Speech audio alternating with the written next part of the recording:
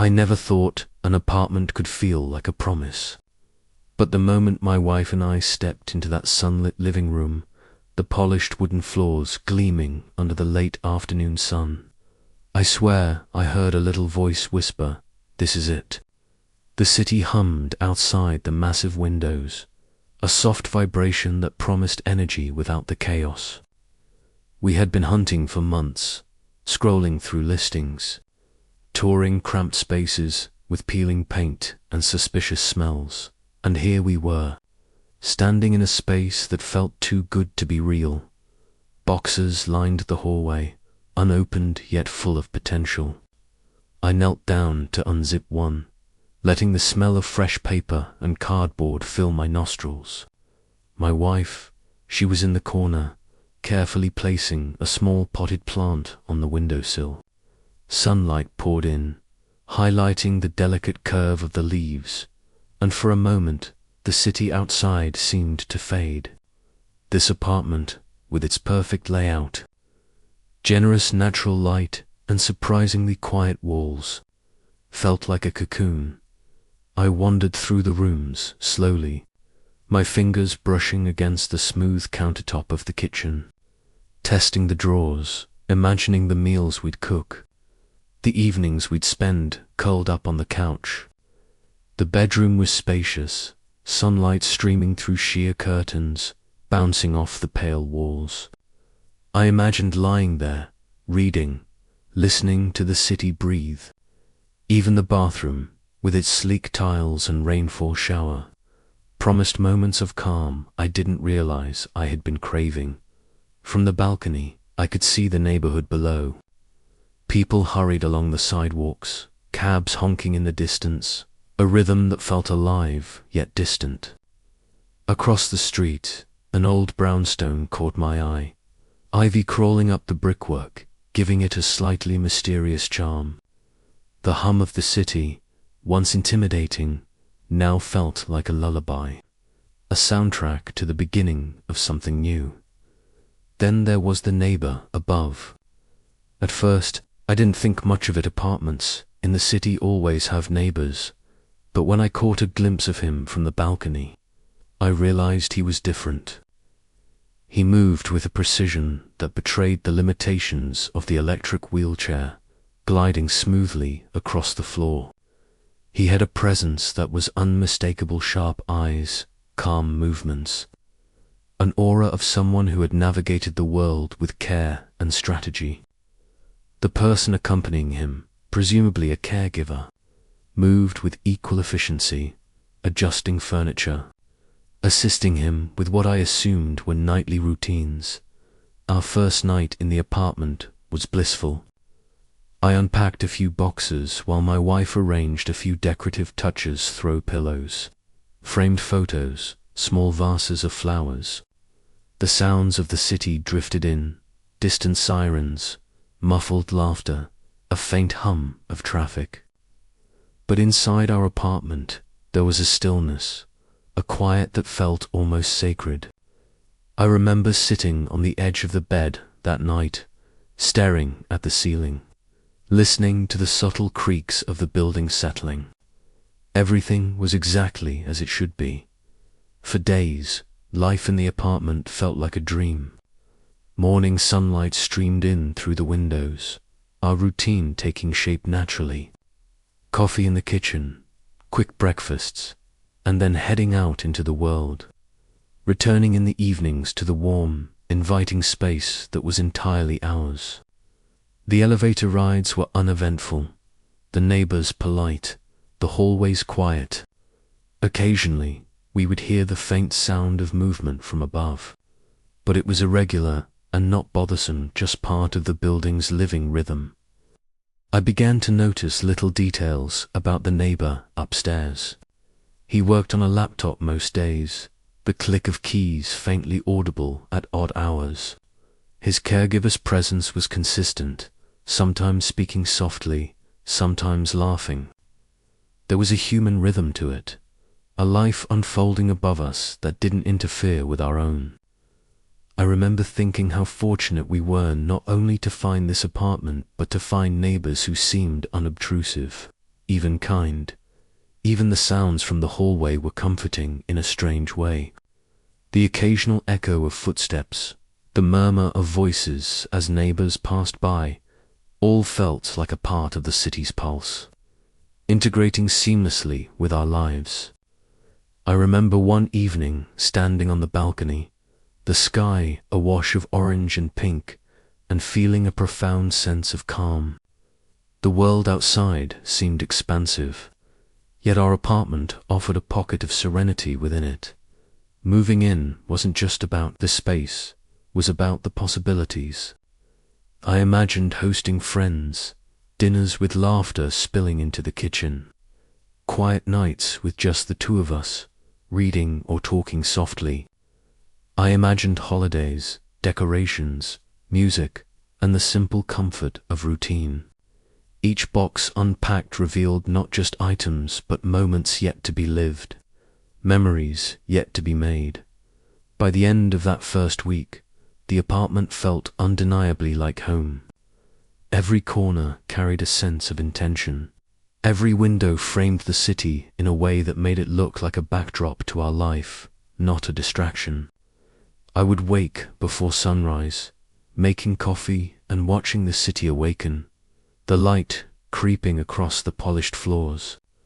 There was a rhythm to it, a harmony that felt fragile, almost sacred. And I knew, even in that first week, that this apartment would shape the months to come in ways I couldn't yet foresee. It was perfect, almost eerily so, and yet, sometimes, the faintest hint of a sound from above made me pause, wondering what life was like for the man living upstairs. I saw him only in passing, gliding smoothly across the room in his wheelchair, a quiet determination in his movements. I knew he had his own world, his own challenges, and his own moments of joy, but I also felt the fragile line between our lives, the invisible boundary that would one day be tested in ways I could never anticipate. Asterisk. The first few days after moving in were almost intoxicating. Every morning felt like a fresh canvas, and I would wake before dawn, the city still half asleep, its distant hum softened by the thick windows. I'd make coffee and let the aroma drift through the apartment, wrapping the rooms in a familiar, comforting warmth. My wife was usually still asleep, curled beneath the soft duvet, and I would watch her for a moment, marveling at how ordinary moments could feel extraordinary in a place like this. The unpacking became a ritual. Each box, a little story. Books were lined carefully on the shelves, their spines forming a tidy pattern that pleased me more than it probably should have. Kitchen utensils were arranged with precision, coffee mugs in a neat row, plates stacked perfectly. Every placement, every adjustment, was an assertion that this apartment wasn't just a space, it was our life taking shape. Even the mundane tasks seemed cinematic. Hanging pictures on the walls, adjusting curtains to catch the sunlight just right, arranging a few scattered throw pillows. Each act had an almost meditative quality. I would step back and observe, noticing the way light from the afternoon sun would slant across the living room, casting long shadows that danced across the polished floors. The apartment seemed to respond to our presence, as if it understood us, as if it recognized the rhythm we were establishing. And then there were the sounds. City sounds had a way of blending into the background, distant enough to feel like a lullaby rather than an intrusion. I would hear the muffled honk of a taxi far below, a dog barking in a nearby courtyard, the soft shuffle of pedestrians on the sidewalks. Inside, the apartment was largely silent, the walls thick enough to hold the energy at bay. Occasionally, the faint click of the elevator or the low murmur of a neighbor's voice would drift through. But these were comforting more than disruptive, a reminder that the city was alive outside our windows, while inside we held our small, serene universe. By the third day, we had established a routine. Coffee in the morning, a quick breakfast, then heading out to work. Returning in the evening, we would bring the city's rhythm with us, then carefully unpack it within the walls of our home. Evenings were often spent cooking together, our conversation gentle and familiar, laughter echoing softly in the kitchen. The first night we sat on the couch with a glass of wine, the lights low, watching the city fade from golden dusk into the velvet of night. I remember thinking that everything was perfect. It was during those evenings that I first noticed the faint sounds from above. At first it was just a soft shuffle, barely audible, like someone adjusting a chair or moving lightly across a room. I paid it little mind. The apartment was new, and neighbors always had routines.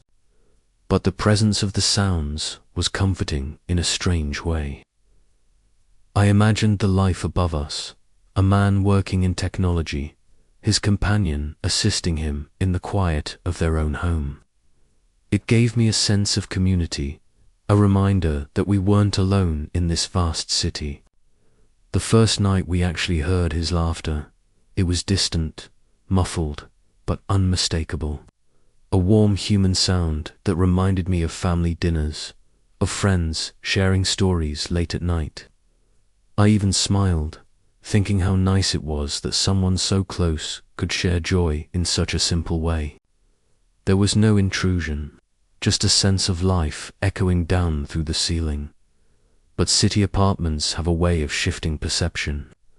On the fourth night, I began to notice subtle irregularities in the rhythm of sounds above us. The soft shuffle became a little louder, then there were occasional thumps, almost imperceptible at first. I paused my reading, listening, heart picking up slightly. Was it just the building settling? Perhaps. Yet, a small part of me, the part that would later grow restless, began to notice patterns. The sounds were happening around the same time. Each night, faint at first, growing more distinct in the quiet hours after 10. We were still unpacking, still adjusting to the new life. Yet those minor sounds began to seed a small tension in the background of our evenings. I would sometimes glance at the ceiling, almost expecting to see a shadow pass, a subtle movement. The human imagination has a peculiar way of amplifying these faint hints. Every creak, every small impact became significant, though logically I knew it was nothing more than ordinary activity. And then came the first full night of quiet anticipation. I had a meeting early the next morning and wanted to sleep early. The apartment felt impossibly still, the city outside a gentle murmur, our lives temporarily insulated. The faint shuffle above began just as I was drifting off, then a laugh, brief, human, yet it resonated oddly in the stillness. I stirred beneath the covers, the initial amusement giving way to a subtle awareness. This was the first hint that life above us had its own rhythm, one that might not always align with ours. I lay awake for a while, letting my mind wander. I thought of the man above, his limitations, his routines, the presence of his caregiver. I reminded myself of the empathy I had for people navigating life with challenges. But even in that first night, there was a flicker of realization. The perfection of this apartment, the quiet sanctuary I had imagined, was a fragile construct, vulnerable to the realities of those who lived around us. By the fifth day, the sounds had become a small but noticeable part of our nightly landscape. Still tolerable, almost charming, they were a gentle reminder that we shared walls with another human life. Yet, that subtle tension remained a quiet drumbeat at the edges of consciousness. The awareness that living in such close quarters would require negotiation, patience, and understanding. I found myself listening more attentively, observing patterns, noting times, small cues. Even as the days passed, the apartment continued to enchant. The sunlight, the spacious rooms, the way the city seemed both distant and alive, all of it was intoxicating. But beneath the surface of joy, a latent awareness had begun to settle in. This perfect space was not isolated, not invulnerable, and in the quiet moments, as I sipped my late-night tea, I could feel the first stirrings of what would become a profound internal struggle, a balancing act between empathy, patience, and the need for personal peace. The first real disruption came on a night I had planned meticulously.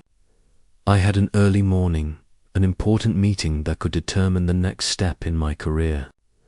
Everything in the apartment was calm. I had finished unpacking the last of the boxes, the kitchen gleaming under the soft glow of the overhead light, and my wife was already asleep. The apartment felt like a sanctuary, a bubble separating us from the chaotic city beyond the walls. Around 11:30 p.m., I noticed the first faint noises. A soft shuffle, followed by a barely perceptible click, like the wheels of a chair moving across the floor. I paused, listening intently, straining to understand the origin. At first, I dismissed it as the building settling, old wood adjusting to the night's cool air. But then came the laughter, a laugh that was entirely human. Vibrant, full of life, but incongruous in the quiet hours. I sat up, my back pressing against the headboard. The laughter continued, followed by a clatter, like something being dropped or dragged across the floor. It wasn't loud enough to be a disturbance for most people, but in the stillness of that night, it felt intrusive. My heart beat a little faster, frustration creeping into the edges of my mind. I reminded myself, he is a person with challenges. He has the right to live, to enjoy his life. Empathy, I whispered to myself, is key. Yet the annoyance grew. Every time I began to relax, another sound pulled me out of the fragile calm. I could hear a soft, rhythmic movement, the creak of a floorboard, the muted conversation between him and his caregiver. It was not malicious, certainly not intentional, but it was persistent. My patience, honed over years of dealing with city life, was being tested in a way I hadn't anticipated. By midnight, the sounds became more pronounced. The laughter was louder now, mingled with a rhythmic scraping that suggested furniture being moved or adjusted. I could almost visualize the scene above me, a man navigating the space with the assistance of another, preparing for bed, moving objects as part of a routine. The image should have brought comfort, but in reality, it magnified my irritation. I was exhausted, my body aching from the day's work, my mind craving silence. I considered confronting him immediately, but a part of me hesitated. Empathy held me back. He had challenges I could not imagine. Perhaps tonight was one of the few nights he could feel normal, joyful, unburdened. I reminded myself that life wasn't fair, that patience was sometimes more powerful than confrontation. So I lay there, counting the seconds, waiting for the noise to subside. The minutes stretched into hours. Each sound felt magnified in the quiet of the night. I found myself cataloguing them, the soft thump every few minutes, the scraping of chair legs, the occasional burst of laughter. It was rhythmic, almost musical, but it grated against the nerve endings of my sleep-deprived mind. I tried meditation techniques. I had read about deep breaths. Visualizing calm, yet each creak and shuffle yanked me back to reality. My wife stirred beside me at some point, murmuring softly in her sleep. I debated waking her, explaining the situation, but decided against it. There was nothing she could do, and I didn't want to rob her of her rest.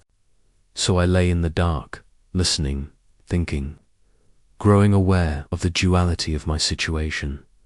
I wanted peace, quiet, control over my sanctuary, yet empathy for another human being, someone facing daily challenges I could only imagine, constrained my frustration. By 2 a.m., the noise subsided somewhat. The faint shuffle and laughter faded into the background, replaced by the occasional distant hum of the city. Sleep came in fragmented moments, dreams interspersed with the memory of the sounds. I woke the next morning feeling unrested, irritable, but also strangely guilty. How could I begrudge someone the right to live freely in their own home, when my own comfort was intruded upon by nothing malicious, nothing intended? Over the next few nights, the pattern repeated. Some nights were quieter, almost peaceful. Others, the laughter and movement extended well past midnight. I began noticing subtle details, the way furniture shifted, the sound of objects being handled, the cadence of their nightly routines. I found myself awake more often, listening, analyzing, trying to understand the logic behind each sound. It was as if I had become an uninvited audience member to someone else's life, unable to participate, unable to leave. And yet, despite the growing irritation, I maintained a sense of empathy. I reminded myself of my own limitations, the moments in life when my actions or needs might disrupt someone else. But slowly, inexorably, the tension built. I loved this apartment, cherished the light, the space, the possibility it represented. But the fragile harmony I had envisioned was beginning to crack, and the first seeds of conflict were planted in those uneasy nights. Each morning, as I brewed coffee and watched the city awaken, I felt the subtle duality of my existence, the joy of our new home, the anticipation of our life together, shadowed by the creeping awareness that the nights would not always be ours. The laughter, the thumps, the shuffles, they were not cruel, not careless. They were simply life, asserting itself in a space we had assumed would be ours alone. And with that realization came the faint, yet persistent, question that would haunt the coming months. How much empathy is enough when it starts to cost you your peace? By the second week, the nights had begun to change in tone. The soft shuffles, the distant laughter, the occasional muffled conversational had intensified. What had once been a faint backdrop to our evenings now felt intrusive, unavoidable, like a persistent drumbeat at the edge of consciousness. My apartment, once a sanctuary, was slowly being infiltrated by a life I could neither fully participate in nor escape. The first night, it truly got to me. I was already exhausted from a 12-hour workday. I sank into the couch, hoping for a brief reprieve, only to hear it, a chair scraping across the floor, a thump against the ceiling, followed by a burst of laughter that felt disproportionately loud in the quiet of our living room. My teeth clenched. I tried to breathe deeply, telling myself, it's nothing personal, it's life above us. But life above us had begun to demand something of me, a patience I hadn't realized would be tested so relentlessly. I woke my wife, whispering about the sounds. She shrugged softly, murmuring that it wasn't that bad. It's probably the building settling, she suggested, attempting to calm me. I nodded, but the frustration burned in my chest. Settling, indeed. But this wasn't a building shifting. It was deliberate, organized, alive. Someone was up there, living, laughing, moving things, asserting their presence, and I was trapped beneath it, helpless to reclaim the stillness I craved. That night, I sat on the edge of the bed, listening, counting seconds between thumps, analyzing patterns in the laughter, the movement. By 1:30 a.m., the volume escalated further. Something heavy was dragged across the floor, leaving a low, scraping sound that reverberated through the ceiling into my spine. The room that had been my sanctuary felt smaller, suffocating, and I pressed my palms to my face, willing the sounds to stop, willing the world to pause. It was then that I first tapped the ceiling. Just once, a tentative knock, nothing aggressive, intended more as a polite plea than a demand. The sounds paused for a few moments, then resumed, louder than before. My pulse quickened. I realized something crucial. Empathy alone might not be enough. The polite patience I had tried to cultivate was being tested, strained, and stretched thin, night after night. The cycle repeated. Some nights were almost tolerable, minor disturbances barely noticeable. Others were relentless, stretching past midnight, past 1:30 a.m., sometimes even approaching 2 a.m. Each time, my frustration grew, intertwined with guilt for even feeling annoyed. How could I begrudge a man living with daily challenges the moments of joy he deserved? Yet, my body and mind began to rebel against the constant interruptions. Sleep became fractured. Mornings arrived with tension coiled tight around my chest. I started keeping track of the pattern. Each night, the noises followed a predictable arc. Initial movements, soft conversations, the occasional laughter, then, around 11:45 p.m., the crescendo, scrapes, furniture shifting. I could anticipate the rhythm, almost choreographing it in my mind, yet I had no power to intervene effectively. The frustration became a tangible presence, a third character in our apartment, lurking in the corners, whispering irritability into every thought. By the end of the second week, I had tapped the ceiling multiple times. My hands stung from the impact.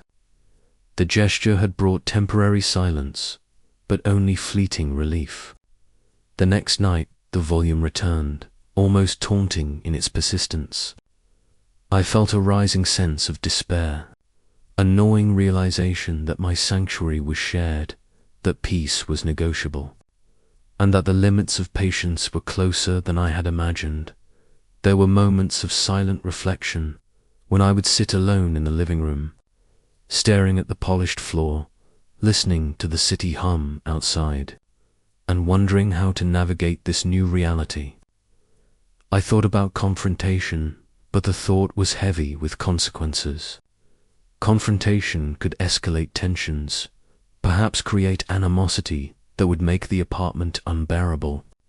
Yet, inaction carried its own weight, the continuous erosion of my nightly rest, my mental equilibrium, my sense of control over my own home. I also observed the man above with growing complexity. He was not careless.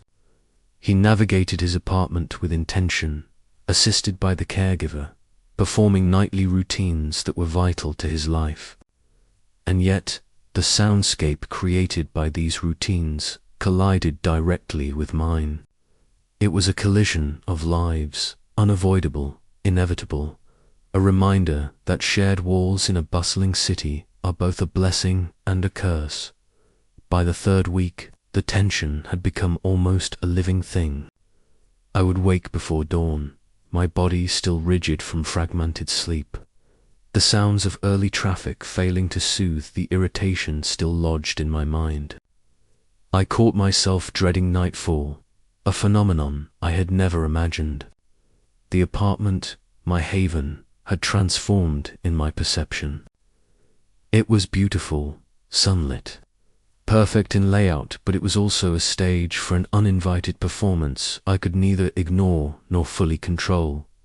And yet, I couldn't help but feel empathy. He had the right to live, to experience joy, to share his life with laughter and companionship. My mind wrestled with the duality, the need for personal peace versus the acknowledgement of another's human right to happiness. Each night the question gnawed at me: how much of myself must I sacrifice to accommodate the life above? By the fourth week, I had reached the subtle tipping point. Tapping the ceiling, counting noises, attempting to meditate, all felt insufficient. I realized that the problem wasn't just the sounds, it was the ongoing negotiation between empathy and necessity, between human connection and individual boundaries. I began to understand that my journey in this apartment, my relationship with the neighbor above, was shaping up to be not merely a logistical challenge, but a moral and emotional one. Sleep, once effortless, had become a battlefield. Peace, once taken for granted, was now a delicate negotiation. The apartment, with all its beauty, natural light, and promise, had revealed its hidden truth. The walls could not shield me from the life above, and my patience would be tested in ways I had never imagined.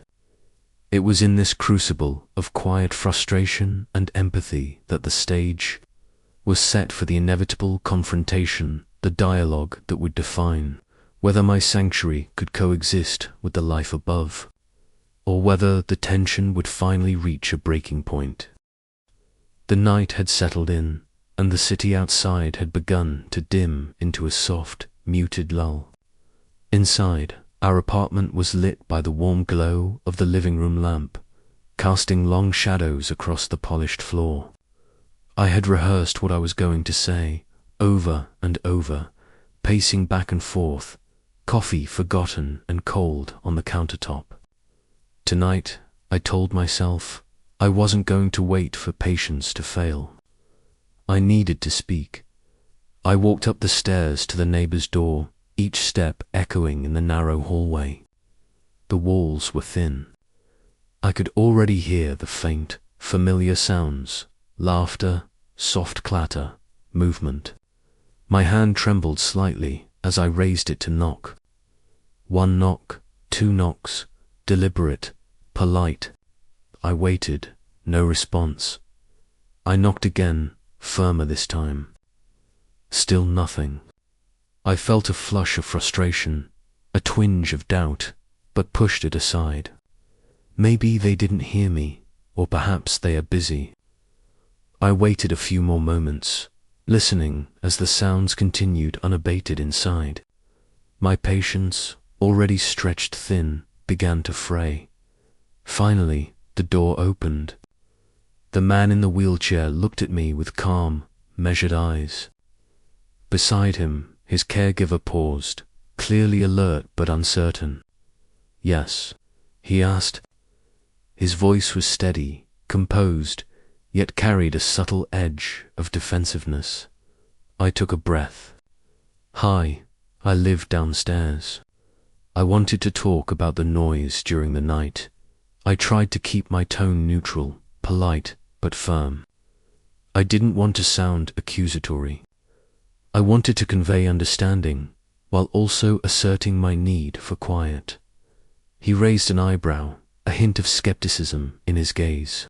"The noise," he repeated. "I'm not sure I understand." I explained carefully, emphasizing that I understood his circumstances, that I recognized the challenges of living with mobility limitations and the necessity of a caregiver. I framed my words with empathy, but I also made clear that the noises, laughter, moving furniture, preparation for bed were disrupting my sleep, particularly on nights when I needed to wake early for work. He listened, nodding slowly, then leaned back slightly. "I get it," he said. "I really do, but I also have a life. I work, I live. I have the right to enjoy my home, too. I can't just stop living because someone else has thin walls." His tone was calm, measured, but his eyes conveyed a subtle warning. This wasn't going to be easy. I felt a flicker of understanding, but also a tightening of my chest. I wanted him to see my perspective, to acknowledge the intrusion into my nights, to respect the rhythm I had established. I tried again, softer this time, appealing to cooperation rather than compliance. "I'm not asking for silence all night," I said. "Just maybe after 10:30 or 11 p.m., some moderation. It would really help me function during the day." He paused, considering my words. "I understand what you're saying," he replied finally, "and I'll try, but I can't promise absolute quiet. I have needs too, and the walls are thin. This is the way it is. People have lived like this before, and we all adjust." The conversation ended there, polite but unresolved. I left, feeling a strange mixture of relief and frustration. Relief that I had spoken my truth, that I had asserted my needs.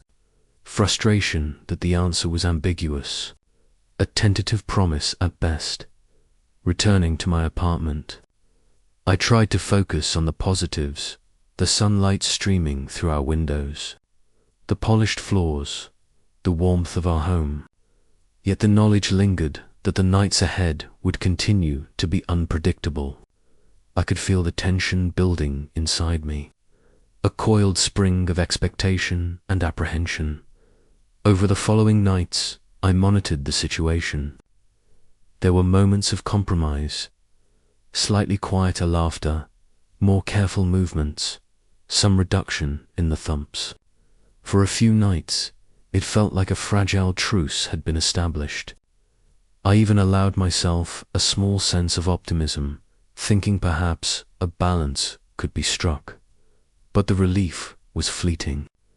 Soon the pattern resumed, laughter spilling late into the night, objects being moved with little concern for the impact below, the rhythmic thumps that had become all too familiar. Each night the fragile peace eroded a little more. I tried patience again, deep breathing, meditation, even counting to distract myself. Yet the intrusion remained, relentless and persistent, and in those moments I realized the true complexity of our shared space. It wasn't just about noise. It was about empathy and boundaries, about the invisible negotiation between two lives pressed close together by circumstance. The man above had the right to live fully, and I had the right to sleep. But in this apartment, in this city, those rights collided, leaving me caught in the middle. The confrontation, I understood, was only the beginning. Words alone would not suffice. The struggle for equilibrium would demand more than patience or polite appeals.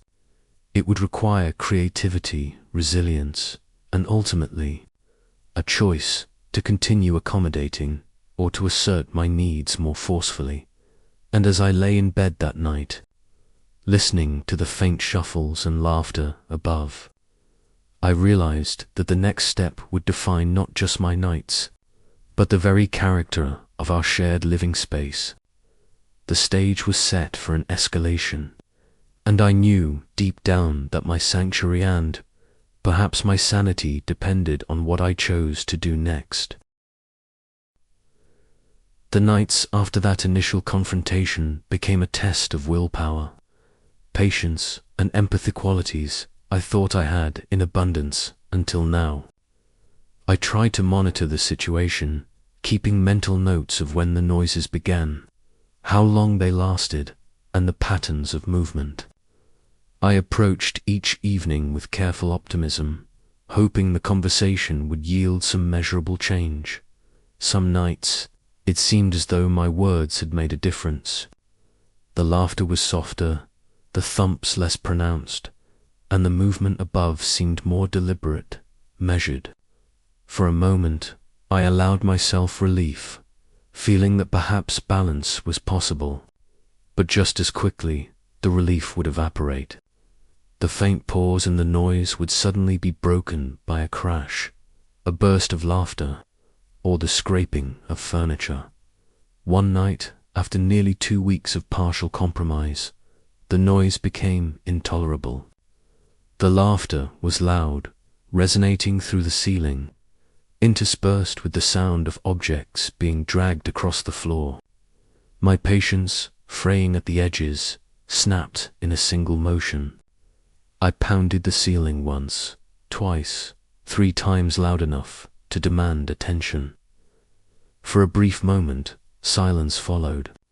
My heart pounded, a mix of adrenaline and hope. Maybe now, finally, some recognition would occur.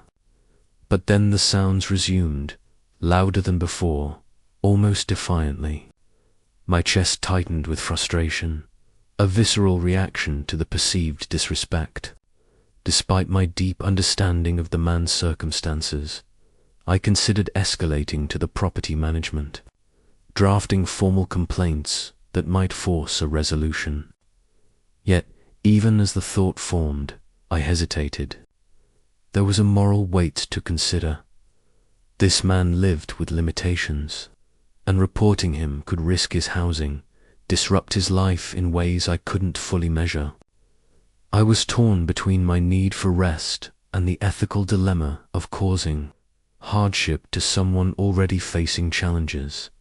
That night, sleep was impossible.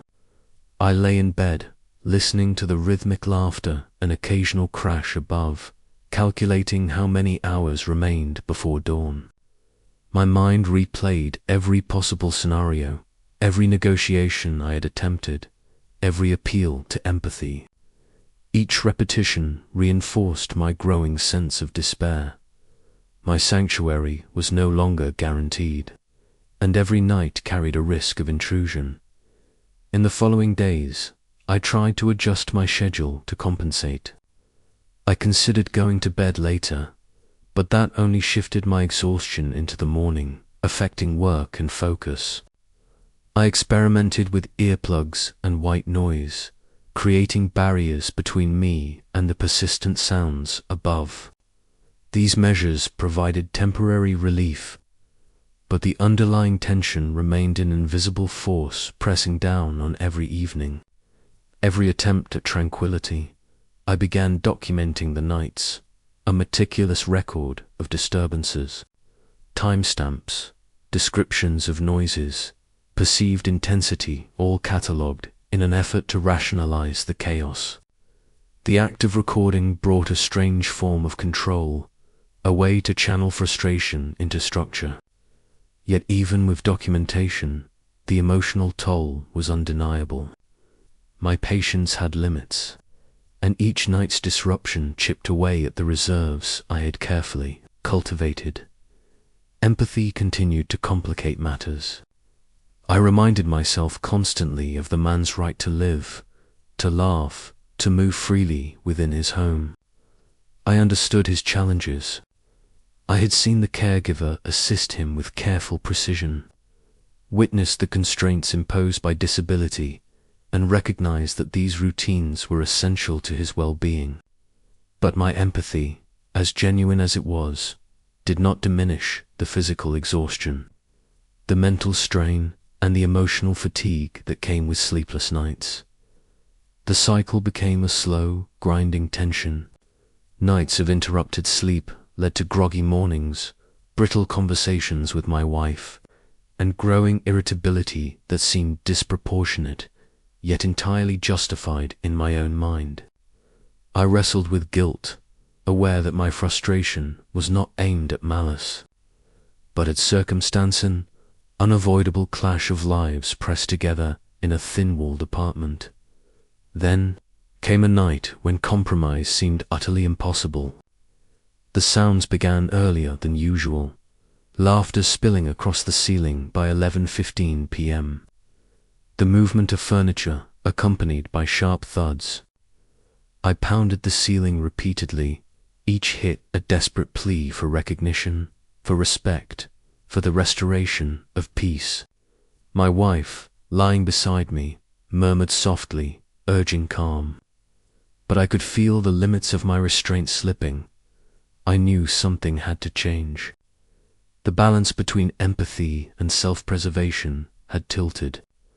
The scales demanded action. I considered going upstairs again, to speak face to face, to articulate the stakes, to plead for moderation with renewed clarity, but I dreaded confrontation, knowing it could either bring resolution or escalate tensions irreparably. As I lay awake that night, listening to the sounds, a clear realization crystallized. Living in this apartment, sharing walls with another life, required negotiation beyond words. It demanded strategy, patience, and, perhaps most importantly, a willingness to confront the boundaries of one's own endurance. The coming days would test me in ways I had never anticipated, forcing me to reconcile empathy with necessity, courtesy with survival, and the ideal of peace with the reality of shared existence. And so, the stage was set. The struggle for nighttime peace had evolved from minor annoyance into an ethical and emotional battleground. Each night, I would face the sounds above, the laughter, the movement, the intrusion into my sanctuary, and weigh my response. Empathy would guide me, yes, but action decisive, assertive, unavoidable would soon become necessary. The conflict, I understood, had only just begun. The night felt heavier than usual, thick with the anticipation of another battle. I had reached the limit of my patience. Each step I took up the stairs seemed louder, heavier, echoing my mounting frustration. My hand trembled as I knocked on the neighbor's door, a precise rhythm, punctuated by a deep breath to steady myself. The door opened immediately. His eyes met mine, calm but alert, as though he had sensed my arrival before I knocked. "Yes?" he asked, voice measured but wary. "I need to talk," I said, holding the balance of civility in my tone. "I've tried to be patient, I've tried understanding, but the noisy, especially late at night, it's unbearable. I can't sleep, and it's affecting my work, my life. We need a solution." He regarded me quietly, lips pressed in a thin line. "I've told you before, I have a life. I need to live it. I can't control every sound. I can't promise total quiet." His words, calm but firm, hit me like a wall. I swallowed the lump in my throat, anger and empathy warring inside me. "I'm not asking for total quiet," I said. "Just consideration after 10:30 p.m. Can you do that?" A tense pause followed. I could see the gears turning behind his eyes. Finally, he said, "I'll try. But remember, I'm not trying to hurt you. I have needs too. We all do." The air between us crackled with unspoken tension, the delicate balance of confrontation hanging by a thread. I nodded, feeling a small measure of relief, but knowing the resolution would depend on action, not words. Returning to my apartment, the city below, silent in the early hours, I lay awake, heart racing. Tonight was different. Tonight, I had faced the conflict directly. But direct confrontation alone was not a solution. The pattern would repeat if mutual understanding didn't turn into consistent action. I realized the battle for peace required more than polite conversation. It required boundaries, strategy, and perhaps an unexpected courage. Over the following nights, a subtle change occurred. He began to adjust his routine slightly, laughing more softly, moving carefully, the caregiver attentive to timing. The noises didn't vanish completely, but a rhythm of compromise emerged, a fragile truce built on mutual recognition. I still documented each night, still noted each disruption, but the dread that had gripped me began to lift. Sleep returned in segments at first, then longer stretches, punctuated occasionally by minor disturbances that felt manageable. The experience changed me. I learned the limits of patience, the weight of empathy, and the necessity of clear communication. Living closely with another life was a negotiation, a daily dance of compromise and understanding. I realized that coexistence didn't mean perfection. It meant recognition, respect, and the courage to confront challenges with honesty in the mornings. I would sip my coffee, the city waking slowly outside the windows, and feel a renewed sense of gratitude for our apartment. The light still spilled across the floor, warm and golden, a reminder that despite conflict and frustration, our sanctuary was still ours to shape and enjoy. The nights remained imperfect, but the tension had eased. The man above continued to live, laugh, and exist fully, and I had reclaimed a measure of peace without compromising empathy or integrity. In the delicate balance of shared walls, life had taught me that boundaries and compassion must coexist, and that sometimes resolution is not the absence of conflict, but the art of navigating it with grace. The days after the tentative truce felt almost surreal. For the first time in weeks, I began to sleep for longer stretches. The apartment, bathed in morning light, seemed almost magical, a haven reclaimed, if only partially. I would wake, stretch, and glance at my wife, her peaceful expression reflecting the calm that had eluded us for so long. The city outside continued its endless rhythm, distant horns, the faint shuffle of feet, a reminder that life never truly paused. Yet beneath the surface, a subtle tension lingered. The man above was quieter, more considerate, but even small noises now carried a heightened awareness. A faint thump made me tense. An unexpected shuffle sparked immediate attention. The truce had brought peace, yes, but it had also made me I had traded the constant irritation for an underlying, persistent alertness. I began noticing details I hadn't before, the rhythm of his evenings, the cadence of the caregiver's movements, even the pattern of objects being handled. Each night became a careful observation, a quiet monitoring of the life above, a ritual both necessary and exhausting. My empathy remained intact, but it was tinged now with wariness and acknowledgement that peace was fragile, and balance required constant attention. Work days blurred into this rhythm. The city demanded focus, meetings required energy, yet a small part of my mind always lingered on the apartment above. During lunch breaks, I would recall the faint laughter, the soft scraping, mentally recalibrating expectations. Even in moments of joy, coffee with a friend, a brief walk in the park, the memory of the night's disturbances loomed like a shadow, subtle but persistent. One evening, I noticed a new pattern. The noises above, though quieter, were arriving earlier, around 10:15 p.m., instead of 10:45 p.m. At first, I tried to dismiss it, attributing it to coincidence or building settling. But by the third night, the rhythm had shifted consistently. I lay awake, aware that the compromise had limits, and that human life, even lived considerately, had a way of evolving. Pushing against boundaries, my emotions began to fluctuate unpredictably. Relief from the truce coexisted with frustration at minor lapses. I wrestled internally, questioning how much empathy could stretch before it broke. My journal, once a tool for analysis, became a sounding board for both gratitude and anxiety.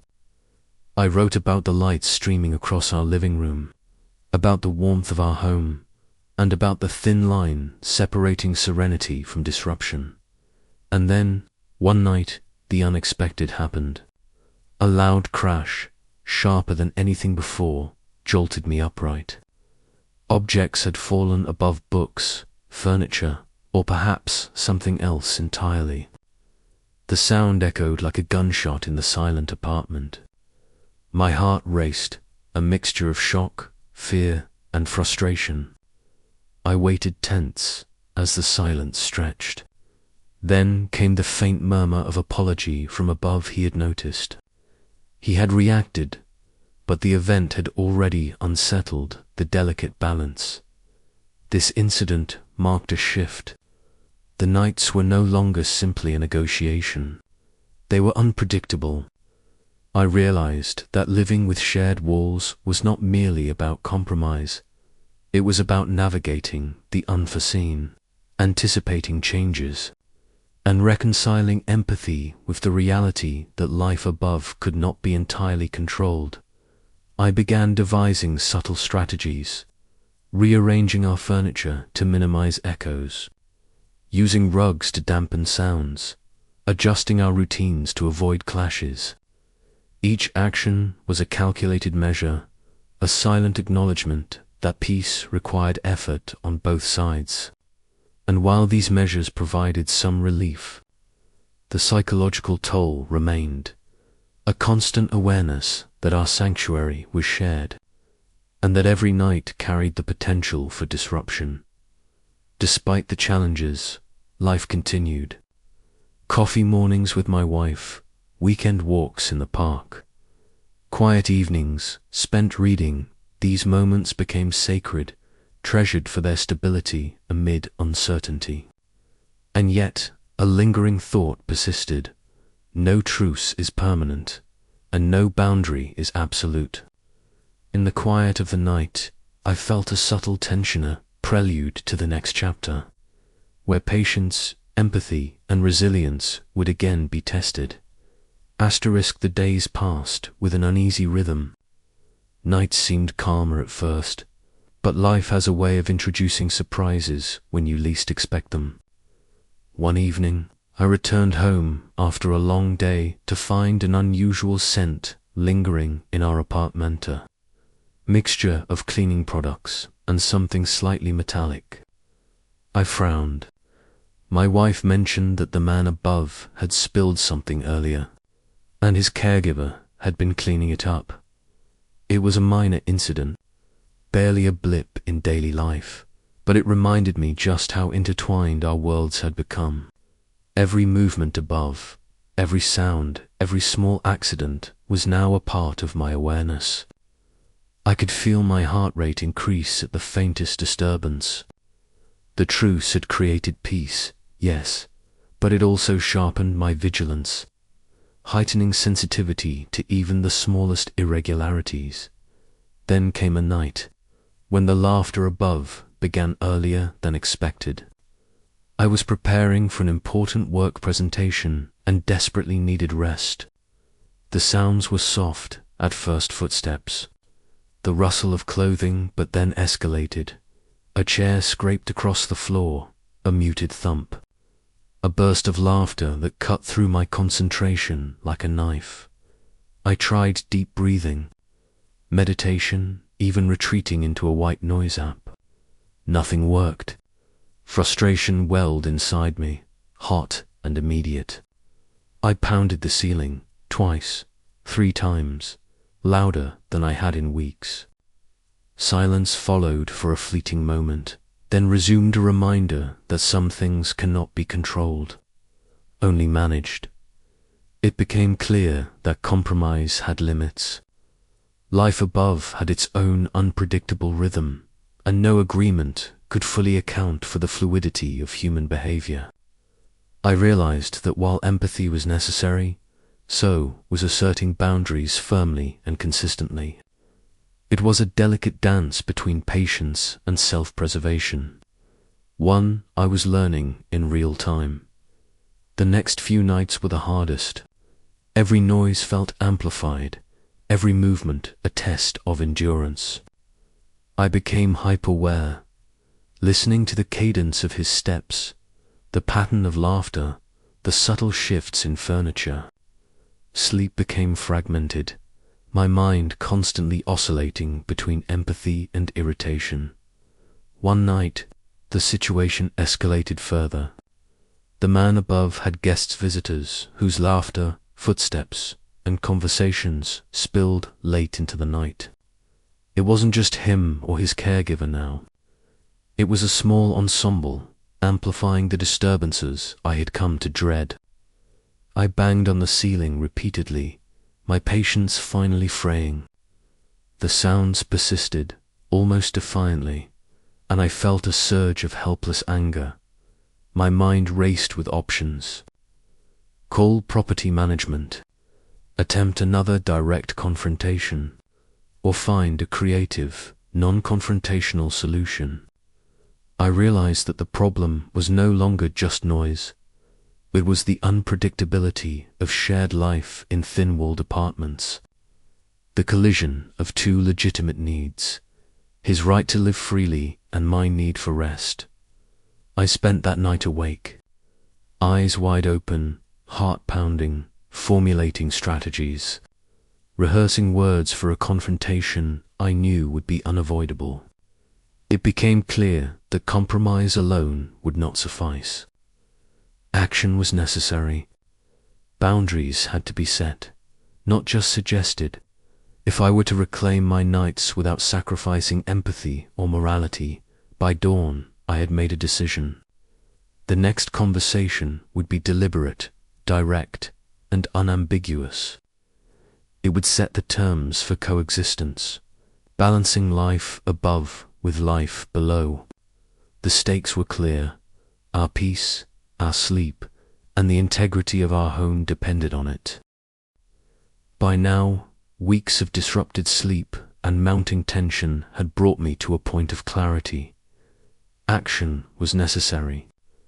I could no longer rely on hope, compromise, or gentle reminders. The nights had revealed a truth. I had been avoiding. Coexistence required firm boundaries. That evening, I gathered my resolve and walked upstairs. Each step carried the weight of exhaustion and anticipation. I knocked deliberately on the door, pausing for his response. When he opened, his calm eyes met mine, reflecting a mix of curiosity and concern. "I need to be honest with you," I began, keeping my tone steady. "The disturbances at night, laughter, moving things, furniture are affecting my sleep and my work. I've tried patience, I've tried understanding, but it's no longer enough. We need a concrete solution." He listened, nodding slowly, but I sensed he didn't fully grasp the toll this had taken on me. I continued, "I'm not asking for total silence, but I need quiet after 10:30 p.m. If there's an exception, that's fine, but generally, the noise has to stop. Can you commit to that?" For a long moment, he studied me. Then, slowly, he spoke. "I understand now. More than before. I've been living with my own challenges, yes, but I didn't fully realize how it affected you. I can make adjustments. I will do my best to respect your nights." The conversation was tense, but sincere. This wasn't about victory or defeat. It was about mutual understanding and concrete boundaries. I felt a mix of relief and lingering caution. I knew this would be tested in the nights ahead, but at least we had clarity. The nights following that confrontation felt different. The laughter became moderated, movements measured, and the occasional sounds were tolerable, almost natural. I documented them less obsessively, noticing instead the quiet victories, the small moments when compromise worked. Sleep returned in longer stretches. I woke refreshed, alert, and able to focus on work and life without the constant background tension. The apartment regained its role as a sanctuary, a space where empathy and boundaries coexisted. Looking back, I realized how much this experience had taught me.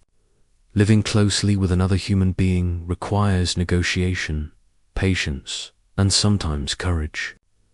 Empathy is vital, but so is the ability to assert one's own needs.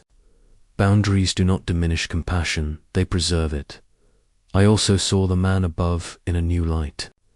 He was navigating his own challenges, and yet he had been willing to listen, to adjust, and to share his space responsibly.